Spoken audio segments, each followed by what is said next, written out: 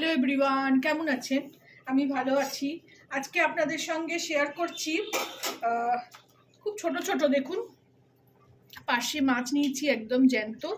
তারই ঝাল করব, একদম বিয়েবাড়ি স্টাইলে করব। প্রথমে এখানে একটু তেল দিয়ে দেবো।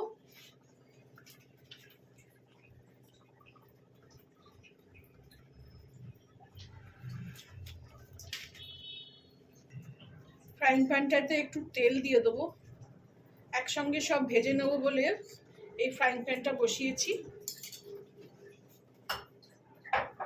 মাছে একটু নুন হলুদ মাখিয়ে নেবো। এতে একটু নুন,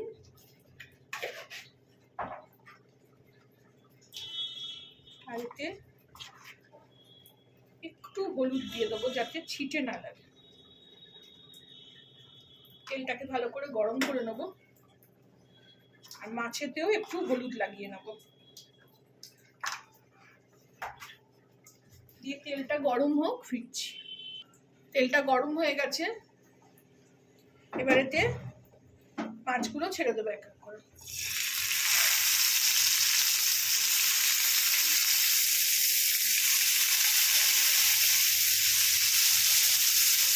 ননস্টিক কড়াইয়ের এটাই একটা ঝামেলা যে তেলটা দেখুন সব সাইডে চলে গেল।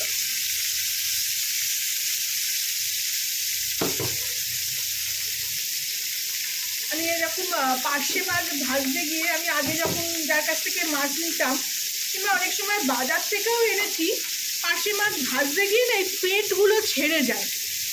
তো আমি এখন যার কাছ থেকে মাছ নিই সে বললো, বৌদি আমার থেকে মাছ নিয়ে দেখুন। আগে ওর থেকে নিয়েছি পার্শে মাছ। পার্শে মাছ মেয়ে খেতে ভালোবাসে না বলে নিই না, কিন্তু এখন ছেলে এসছে, ভালো টাটকা একদম জ্যান্ত পার্শে মাছ ওর কাছে ছিল, দিয়ে গেল, তো ওই জন্য নিয়ে নিয়েছি। তো মাছগুলো এক পিঠ ভালো করে ভাজছি, তারপরে আবার উল্টে দেবো। একদিকটা ভেজে নিলাম, এবারে আস্তে করে সবগুলোকে উল্টে দেবো। খুব মিষ্টি গন্ধ থাকছে। খুব মাছ কড়া করে আমি ভাজি না, তাতে মাছের সব স্বাদ গুণাগুণ চলে যায়। দেখুন আজকে তো একটা মাছেরও পেট ছাড়লো না, খুব খুশি আমি।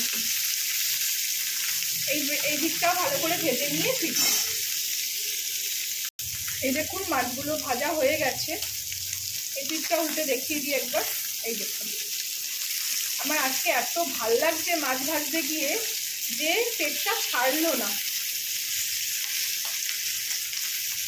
সবসময় আমি ওই জন্য না পার্শে মাছ খুব একটা নিই না, যে মাছটা ভাজতে গেলেই পেটটা ছেড়ে দেয়, ভাল লাগে না আমার।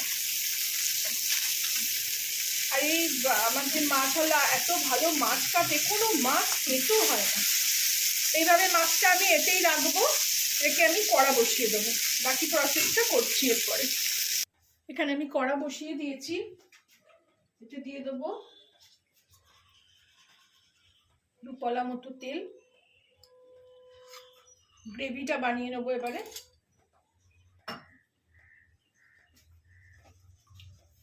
তেলটা গরম হোক। তেল গরম হয়েছে, এতে খানিকটা দিয়ে দেবো কালো জিরে। কালো জিরেটা এরকম হাতে একটু এরকমভাবে আমি ক্রাশ করে নিই, নিয়ে দেখুন ধুলোটা বেরিয়ে আসে।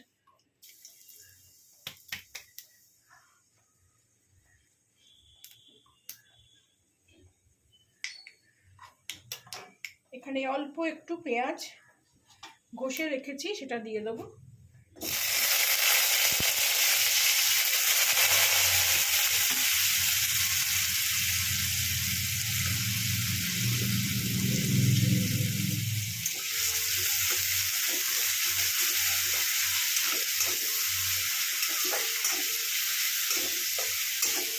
একটু ভাজা ভাজা করবো, দিয়ে এখানে 3টে কাঁচা লঙ্কা একটু চিড়ে দিয়ে দিলাম।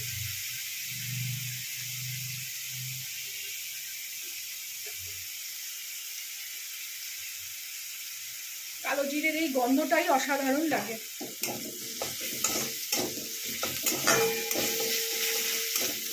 এটা একটু কষিয়ে নিই।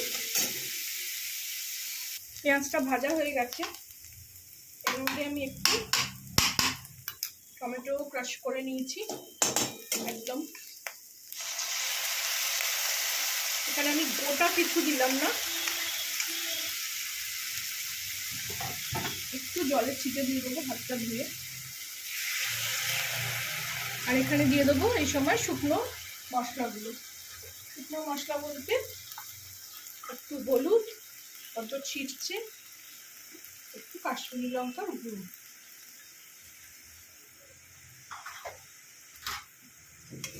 মাছের ঝালে আমি চিনি খুব একটা দিই না, কিন্তু পেঁয়াজ দিয়ে টমেটো দিয়ে যেহেতু করছি ওই জন্য 2-4 দানা ঠিক দেবো।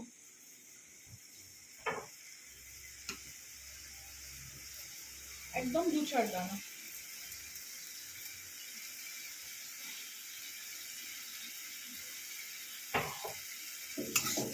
আপনারা এখানে চাইলে রসুনও দিতে পারেন, কিন্তু আমার মাছে না করে রসুন খেতে ভালো লাগে না।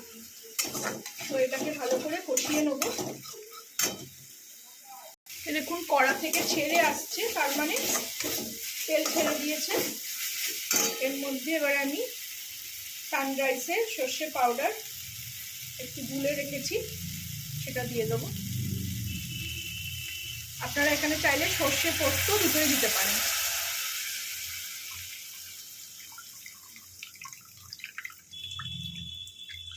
এই যে পেছনের এই কালো জলটা আর দেবো না, আর একটু জল দেবো।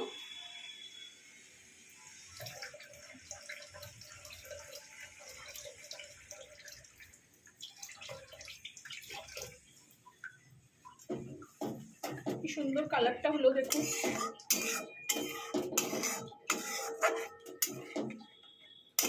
আপনারা এটা চাইলে আলুও দিতে পারেন, কিন্তু আমার এরকম ভাবে মাছের ঝাল খেতে ভীষণ ভালো লাগে। আর এই খুন্তি ধোয়া জলটাও দিয়ে দিলাম, আর এই কালো ব্যাপারটা ফেলে দেবো।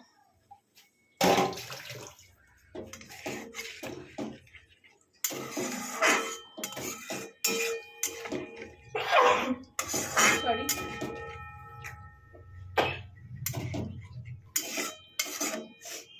একটু জল দেবো আর একটু।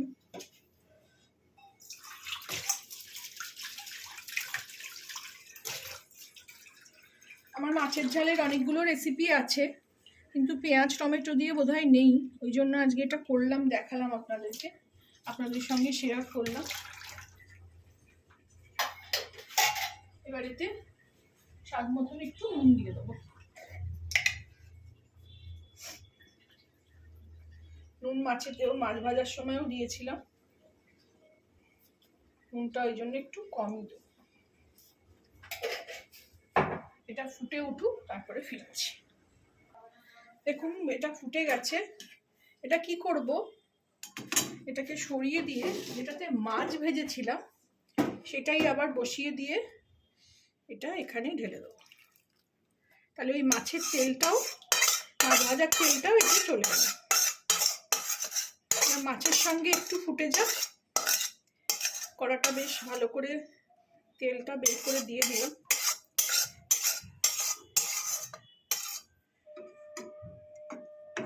একটু ঘন হবে, পেঁয়াজ পড়েছে এমনি ঘন হবে। এতে একটু ধনে পাতা দেবো, এটা ফুটুক।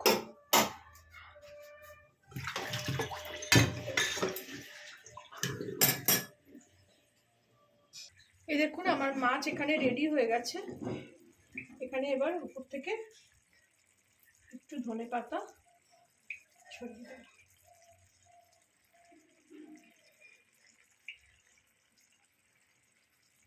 রেডি হয়ে গেল আমার বিয়েবাড়ি স্টাইলে মাছের ঝাল, পার্শে মাছের ঝাল।